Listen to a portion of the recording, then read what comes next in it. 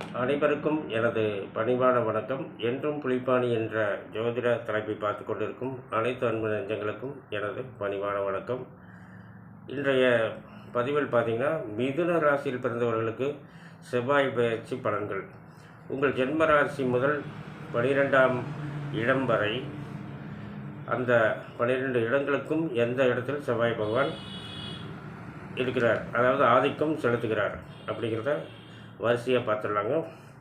உங்களுடைய ஜென்ம ராசிக்கு 4ஆம் இடத்திலும், 2ஆம் இடத்துக்கு 3ஆம் இடத்திலும், 3ஆம் இடத்துக்கு 2ஆம் இடத்திலும், 4ஆம் இடத்துக்கு 4ஆம் இடத்திலே பயணம் செய்கிறார். மற்றும் 5ஆம் இடத்துக்கு 12ஆம் இடத்திலும், 6ஆம் இடத்துக்கு 11ஆம் இடத்திலும், 7ஆம் இடத்துக்கு 10ஆம் இடத்திலும், 8ஆம் இடத்துக்கு 9ஆம் இடத்திலும், 9ஆம் இடத்துக்கு 8ஆம் இடத்திலும், 10ஆம் இடத்துக்கு 7ஆம் இடத்திலும், 11ஆம் இடத்துக்கு 6ஆம் இடத்திலும், 12ஆம் இடத்துக்கு 5ஆம் இடத்திலும் பயணம் செய்கிறார்.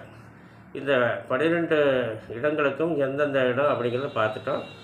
இவர் 3 பார்வை 4, 7, 8 செவ்வாய் பகவானுடைய பார்வையில் முதல் பார்வையாக, அதாவது 4ஆவது பார்வையாக உங்கள் ஜென்ம ராசிக்கு 7ஆம் இடத்தையும், 2ஆவது பார்வை 7ஆவது பார்வையாக உங்கள் ஜென்ம ராசிக்கு 10ஆம் இடத்தையும், 3ஆவது பார்வை 8ஆவது பார்வையாக உங்கள் ஜென்ம ராசிக்கு 11ஆம் இடத்தையும் பார்வை செய்கிறார்.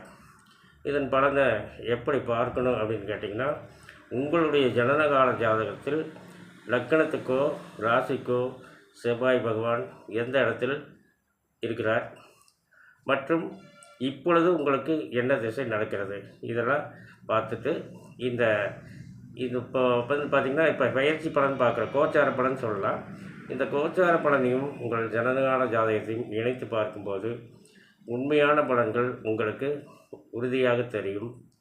மேலும் விவரங்கள் அறிய என்றும் புலிப்பாணி என்ற ஜோதிட தலைப்பை பாருங்கள். நன்றி, வணக்கம், நல்வாழ்த்துக்கள்.